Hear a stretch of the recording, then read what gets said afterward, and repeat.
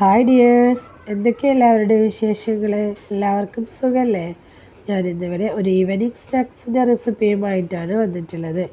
റവ കൊണ്ടാണ് കേട്ടോ ഞാൻ ഈ റെസിപ്പി തയ്യാറാക്കിയിട്ടുള്ളത്. വളരെ എളുപ്പത്തിലുള്ള സിമ്പിളായിട്ട് ചെയ്തെടുക്കാൻ പറ്റിയിട്ടുള്ള റെസിപ്പിയാണ്. അതിനായിട്ട് ഞാനിവിടെ 1.5 കപ്പ് റവയാണ് എടുത്തിട്ടുള്ളത്. അതൊരു മിക്സിയുടെ ജാറിലേക്ക് ഇട്ട് കൊടുത്തിട്ടുണ്ട്. നമുക്കിതൊന്ന് ജസ്റ്റ് പൊടിച്ചു കൊണ്ടുവരണം. നല്ല ഫൈനായിട്ട് പൊടിക്കൊന്നും വേണ്ട, ജസ്റ്റ് ഒന്ന് പൊടിച്ചെടുത്താൽ മതി. അതൊരു ബൗളിലേക്ക് ഇട്ട് കൊടുത്തിട്ട് 1/2 കപ്പ് തൈര് ചേർത്ത് കൊടുക്കണം.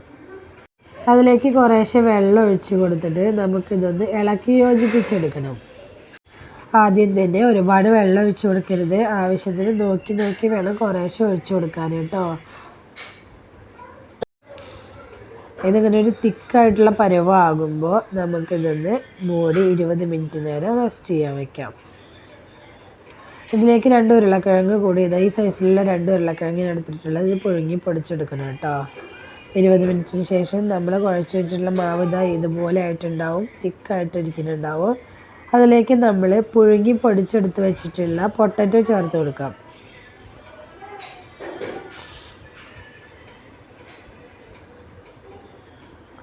ഒരു വലിയ സവാള കൊത്തി അരിഞ്ഞത് കൂടി ചേർത്ത് കൊടുക്കണം.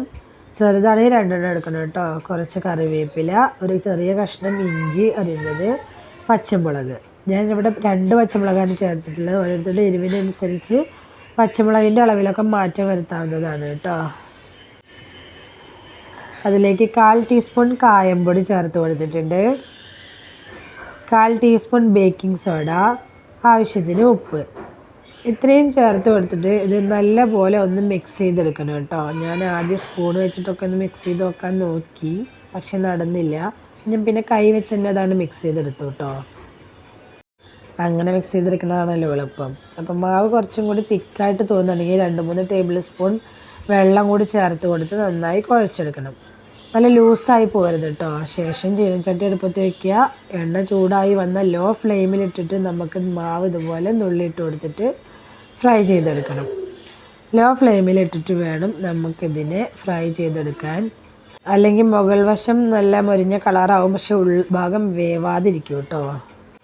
നല്ലൊരു ഗോൾഡൻ ബ്രൗൺ കളർ ആകുന്നത് വരെ ഇളക്കിയെടുക്കുക. ഗോൾഡൻ ബ്രൗൺ കളർ ആയി കഴിഞ്ഞാൽ നമുക്കിത് എണ്ണയിൽ നിന്ന് കോരി മാറ്റാം. ഇതുപോലെ ഒരു 2, 3, 4 ബാച്ചൊക്കെ ആയിട്ട് ഇത് പൊരിച്ചെടുക്കേണ്ടി വരും കേട്ടോ. നമ്മൾ ഒഴിക്കുന്ന എണ്ണയ്ക്ക് അനുസരിച്ചിരിക്കും.